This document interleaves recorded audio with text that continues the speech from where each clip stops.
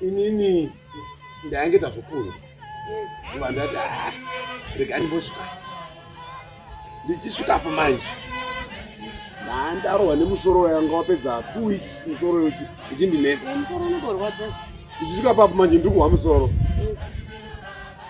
mazava magirazi nobva wati ndaona wapiwa motikari ndaona uchitambizwa makii emotikari nyuwani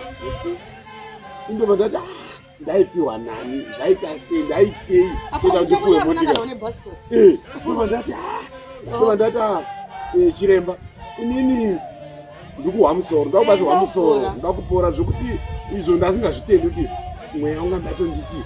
bai uchapiwa motikari ndaona mwedzi mitatu yaifuti ndaona uchitambizwa makii emba emotikari ndikati iva ndatadza kuzvitenda asi after 3 months obva zvazadziswa ndapuwa motikari zvakaprofitwa namadzova magirazi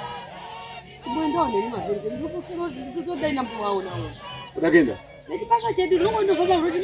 maisara tuziwewe usina kana chauinacho usapuwi kana mabasa ane mwine ndikambonobviswawo mhepo idzi zvinongodii zvatonaka musi wa30 na31 August unoyu kune zambara revaroyi pamadzima magirazi paHighfields muHarare paLusaka chine chakachaya muHarare momo zvokuti munhu wese masara kana watende ngatibaye izambara rokukurira varoyi madzima magirazi ishamu yemuroyi tenzi maikoro ukangotosvika ipapo unotodzoka une testimony because ndakapaenda saka musi wa30 na31 August unoyu munhu wese ari kukokwa munhu wese ari kunziviya August uyo unoyu tinoziva kuti vanhu makabva kwakasiyana siyana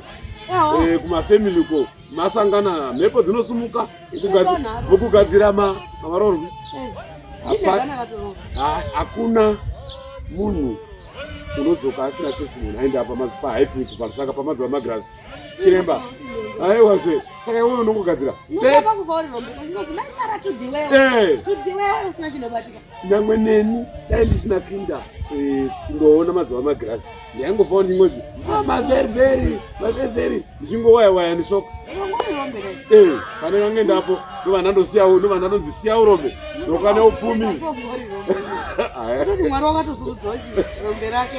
ndakatosumudzwa pana madzima magirazi vanhu vakawanda vanova vachipupura matestimony